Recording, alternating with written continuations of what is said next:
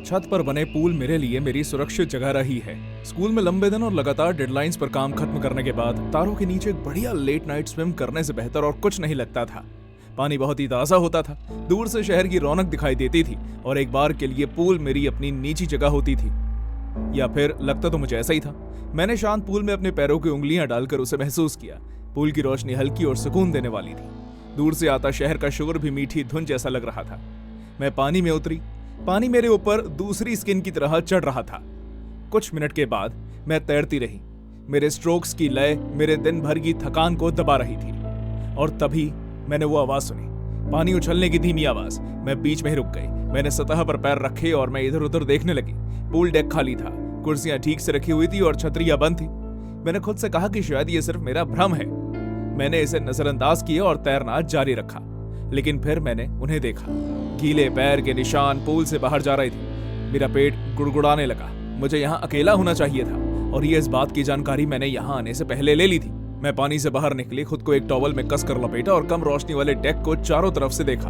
वहां कुछ भी नहीं था, कोई भी नहीं था। तभी मैंने देखा कि मेरा फोन गायब हो चुका है। मैं तेजी से घूमी। मेरा दिल मेरी छाती में जोर जोर से धड़क रहा था। मेरी सांसें तेज हो गई क्योंकि मैं ये समझने की कोशिश कर रही थी कि आखिर ये क्या हो रहा है। फिर मैंने उसे देखा। पूल के मैकेनिकल रूम के पास खड़ा एक आदमी, छाया में आधा छुपा हुआ, वो वहां खड़ा हुआ था, मुझे देख रहा था। हे!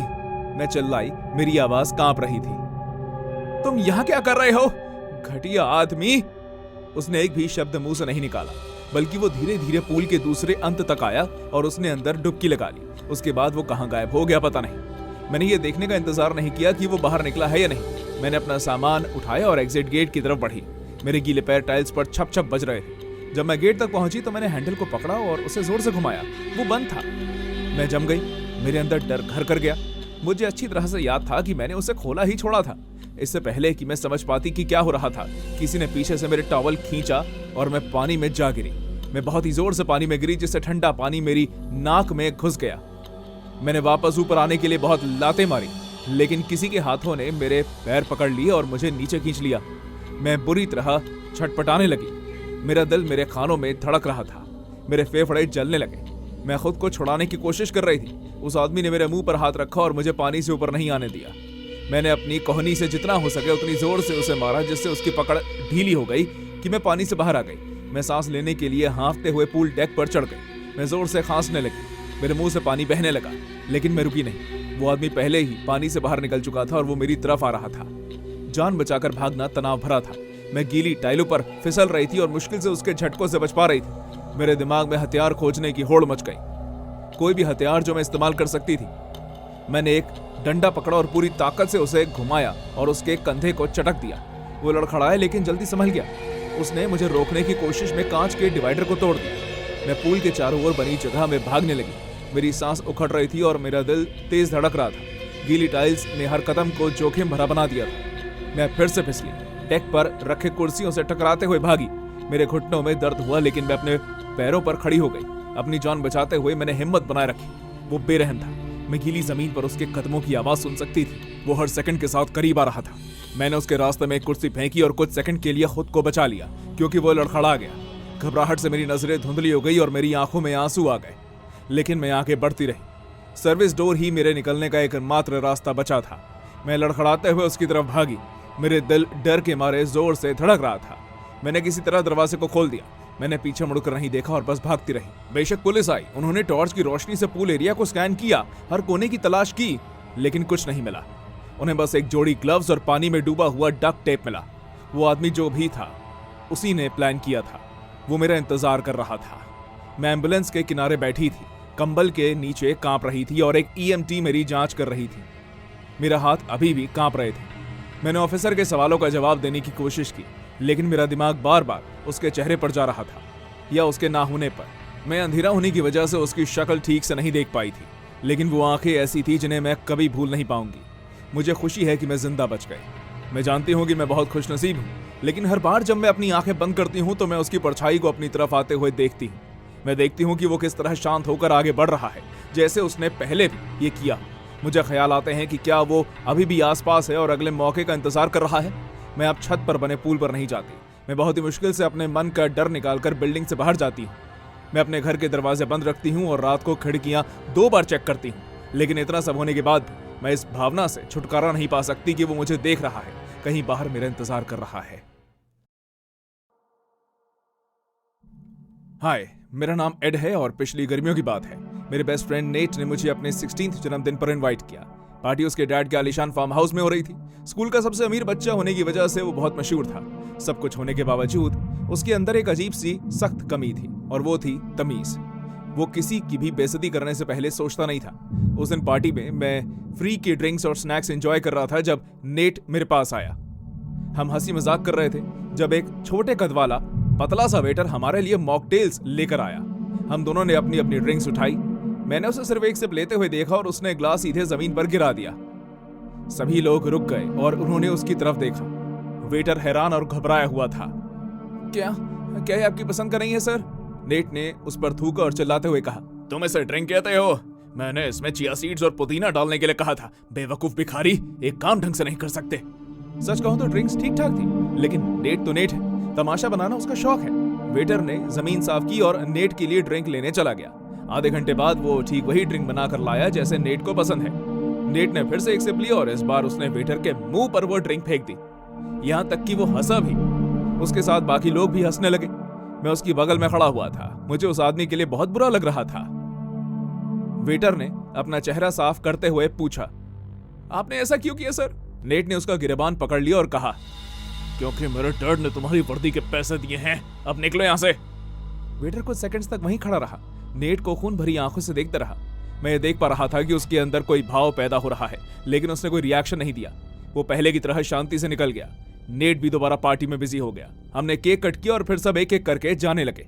मैं भी अब घर जाने के बारे में सोच रहा था, क्योंकि मैं भी उससे बहुत चिढ़ गया था। मैं फैसला कर चुका था कि आज के बाद से मैं उसे नजरअंदाज करना शुरू कर दूंगा, क्योंकि पैसा होने का मतलब ये नहीं कि आप किसी को इस तरह बेइज्जत करें। मुझे उठकर जाते देखकर नेट ने कहा, अरे कम ऑन यार, तुम्हें आज रात यहीं रुकना होगा। जीना और प्रिया भी यहीं रुकने वाली हैं। वो चिढ़ाते हुए हंसने लगा। वो जानता था कि मुझे वो पसंद थी। मैंने प्रिया को चेंजिंग रूम से पिंक स्विमसूट पहनकर निकलते हुए देखा और मैंने सोचा कि हाँ, मैं वैसे भी नेट को कल से नापसंद करने वाला था। उस वक्त रात के करीब 12 बज रहे थे और सिर्फ हम चारों पूल में थे। मैं बहुत एंजॉय कर रहा था, लेकिन तभी मैंने झाड़ियों के पीछे किसी की परछाई देखी। वही वेटर झाड़ियों के पीछे छिपा हुआ था। उसने करीब 1 मिनट तक मुझे घूरा और फिर अंधकार में कहीं गायब हो गया। मैंने इस बारे में नेट को बताना चाहा, लेकिन तब तक नेट और जीना ने पानी के अंदर सांस रोकने की गेम खेलना शुरू कर दिया। जीना कुछ सेकंड्स पानी के नीचे रही और फिर ऊपर आ गई। प्रिया हंस रही थी और उसे चीयर कर रही थी। मैंने खेलने से मना कर दिया, क्योंकि मैं ये सोचकर हैरान था कि वो वेटर आखिर गया कहां। मैंने नेट को 5 तक गिनने के बाद पानी के नीचे जाते हुए देखा। 5 सेकंड हो गए, 10 सेकंड हो गए, 30 सेकंड हो गए, लेकिन नेट अभी तक ऊपर नहीं आया। अब जब 1 मिनट बीत गया और नेट अभी तक नहीं आया तो हम सब हैरान हो गए। अचानक पूल का पानी हिलने लगा, जैसे उसे ड्रेन मोड पर डाला गया हो। मैंने जीना को एक डुबकी लगाते हुए देखा और फिर उसकी एक भयानक चीख सुनी। ओह माय गॉड, वो फंस गया है, वो डूब रहा है। मैंने अंदर डुबकी लगाई और एक भयानक मंजर देखा। नेट शक्तिशाली सक्शन के फोर्स से ड्रेन के पास फंसा हुआ था।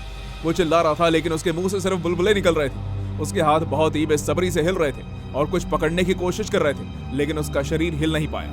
मुझे देखकर उसकी आंखें उम्मीद से चौड़ी हो गई। मैं चिल्लाते हुए उससे ऊपर आया, सभी लोग पूल से बाहर निकल जाओ, सिक्योरिटी को फोन लगाओ। और फिर फौरन नेट की मदद के लिए वापस चला गया। मैंने उसका हाथ पकड़ा और उसे खींचना शुरू किया, लेकिन खींचने का जोर बहुत ही ज्यादा शक्तिशाली था। नेट की आंखें डर से बड़ी हो गई थी, जो मुझसे बचाने की भीख मांग रहा था। उसकी उंगलियां मेरी उंगलियों को जकड़ गई। हर बार जब वो जोर लगाता तो थोड़ा फिसल जाता। हमारे आसपास का पानी बुरी तरह से हिल रहा था, जिससे एक धारा बन रही थी और एक जगह पर टिके रहना बहुत मुश्किल होता जा रहा था। मैंने अपनी पूरी जान लगाकर पैरों को हिलाया, स्पीड बनाने की कोशिश की, लेकिन ये एक स्टेक के पकड़ के खिलाफ लड़ने जैसा था। मैं थोड़ी देर पानी के ऊपर आया। मुझे सांस लेने में तकलीफ हो रही थी। जीना पागलों की तरह रो रही थी और प्रिया मदद के लिए चिल्ला रही थी। सिक्योरिटी ड्रेस में 2 लोग पूल की तरफ भागे। उनमें से एक ने पहले ही रेस्क्यू हुक खींच लिया था। बिना एक और सेकंड बर्बाद किए मैं वापस से नीचे कूद गया। नेट की हरकतें कमजोर होती जा रही थी। उसकी आंखें, जो कभी घबराहट से बड़ी हो गई थी, अब फड़फड़ाने लगी थी। उसका चेहरा पीला पड़ गया था। उसके होंठ नीले पड़ गए थे। मैंने अपना हाथ उसके नीचे फंसाया और पूरी ताकत से पूल के फर्श पर धक्का देते हुए उठाने की कोशिश की। जैसे ही मेरे फेफड़े सांस के लिए चीखने लगे, सिक्योरिटी गार्ड ने हुक से नेट को खींचा और एक अंतिम सांस के साथ हमने उसे ड्रेन की पकड़ से मुक्त कर दिया। हम दोनों खांसते और हांफते हुए सतह पर आए। नेट कमजोर रूप से मुझसे लिपटा हुआ था। उसकी छाती धड़क रही थी, लेकिन वो जिंदा बच गया था। हमें सिक्योरिटी गार्ड ने पोल से बाहर निकाला। सांस लेने में तकलीफ की वजह से नेट को हॉस्पिटल ले जाया गया। मैंने भी उसके साथ हॉस्पिटल में रात बिताई। जब नेट के डैड ने सिक्योरिटी गार्ड से ड्रेन के अपने आप शुरू होने के बारे में पूछा तो कोई उसका सही जवाब नहीं दे पाया, लेकिन मुझे पता था कि क्या हुआ। मुझे पता था कि ये वेटर का काम था, लेकिन फिर भी मैं चुप रहा। उस हादसे के बाद नेट मेरा बेस्ट फ्रेंड बन गया। उसने आईवी लीग कॉलेज में मेरा एडमिशन होने में मदद की और उसके डैड ने मेरी फीस भरी। उन्होंने मेरे पेरेंट्स को कहा कि नेट की जान बचाने के बदले में वो मेरे लिए बहुत कम कर रहे हैं।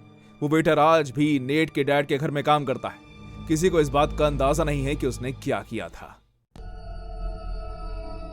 चांद की हल्की रोशनी के नीचे पूल शांत था। रात की हल्की हवा के साथ साथ पानी लहरा रहा था और खाली कुर्सियों के बीच से गुजर रहा था। मैंने दीवार पर लगी घड़ी देखी और जाना कि रात के 10:45 बज चुके थे। एक और शिफ्ट खत्म हो गई थी। मैंने अपना बैग उठाया, उसे अपने कंधे पर लटकाया और लाइट बंद कर दी। पानी काला और शांत लगने लगा।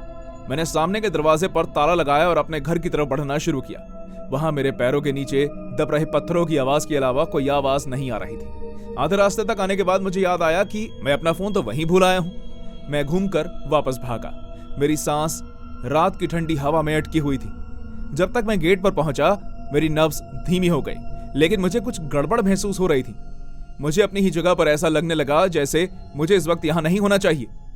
मैं गेट खोलकर अंदर कदम रखता हूं। जब मैंने लाइट को वापस चालू किया तो उसने पूरी जगह को रोशन कर दिया। रोशनी के नीचे पूल फिर से चमक रहा था, लेकिन अभी भी मुझे कुछ गड़बड़ महसूस हो रही थी। जैसे ही मैं लाइफ गार्ड स्टेशन की तरफ बढ़ा तो मैंने लॉकर रूम से कुछ आवाज आती हुई सुनी। ये एक दबी हुई और कुछ भारी गिरने की आवाज जैसा था। मैं एक पल के लिए रुक गया। मेरा दिल जोर से धड़कने लगा। मैं धीरे धीरे उस आवाज की तरफ बढ़ा। फिर एक और आवाज मुझे सुनाई देने लगी, जैसे किसी भारी चीज को घसीटा जा रहा हो। मेरे पसीने छूट गए। मैंने लेडीज लॉकर रूम का दरवाजा खोला। मैंने उसे देखा।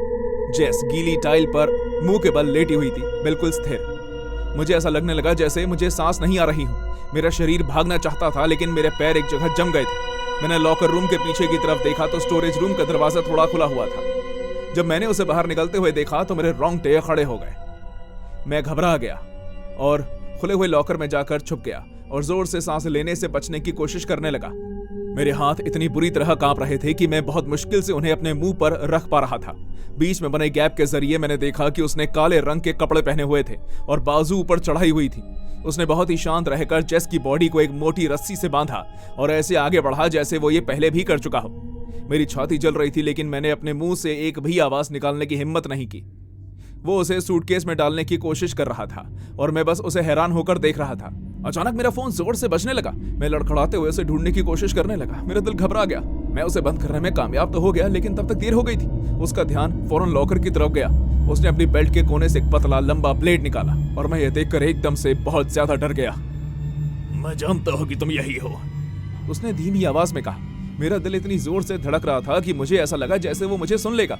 मैं अपनी उंगली को काटते हुए ये कोशिश करता हूं कि मेरी सांस की आवाज तक वो ना पहुंचे। ब्लेड पहले लॉकर से टकराया और फिर दूसरे से।